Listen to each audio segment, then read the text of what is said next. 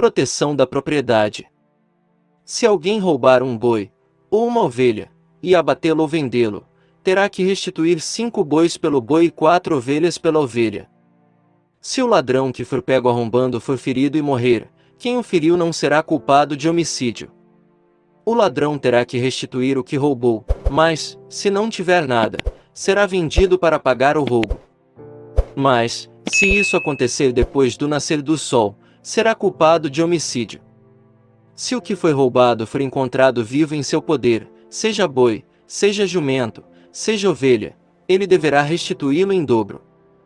Se alguém levar seu rebanho para pastar num campo ou numa vinha e soltá-lo de modo que venha pastar no campo de outro homem, fará restituição com o melhor do seu campo ou da sua vinha. Se um fogo se espalhar e alcançar os espinheiros e queimar os feixes colhidos ou o trigo plantado ou até a lavoura toda, aquele que iniciou o incêndio restituirá o prejuízo.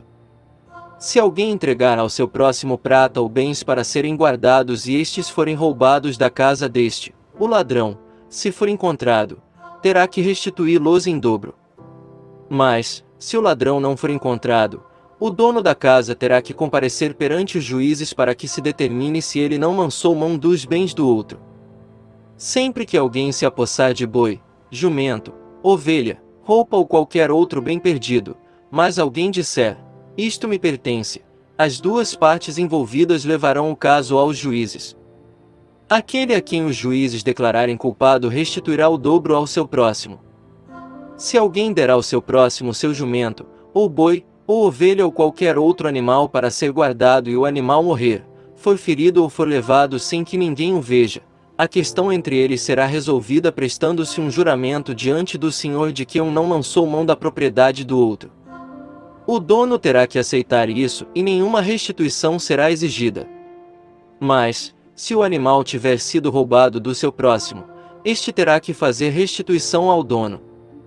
Se tiver sido despedaçado por um animal selvagem, ele trará como prova o que restou dele, e não terá que fazer restituição. Se alguém pedir emprestado ao seu próximo um animal e este for ferido ou morrer na ausência do dono, terá que fazer restituição. Mas, se o dono estiver presente, o que tomou emprestado não terá que restituí-lo. Se o animal tiver sido alugado, o preço do aluguel cobrirá a perda. Responsabilidade social. Se um homem seduzir uma virgem que ainda não tenha compromisso de casamento e deitar-se com ela, terá que pagar o preço do seu dote, e ela será sua mulher. Mas, se o pai recusar-se a entregá-la, ainda assim o homem terá que pagar o equivalente ao dote das virgens. Não deixem viver a feiticeira. Todo aquele que tiver relações sexuais com o animal terá que ser executado.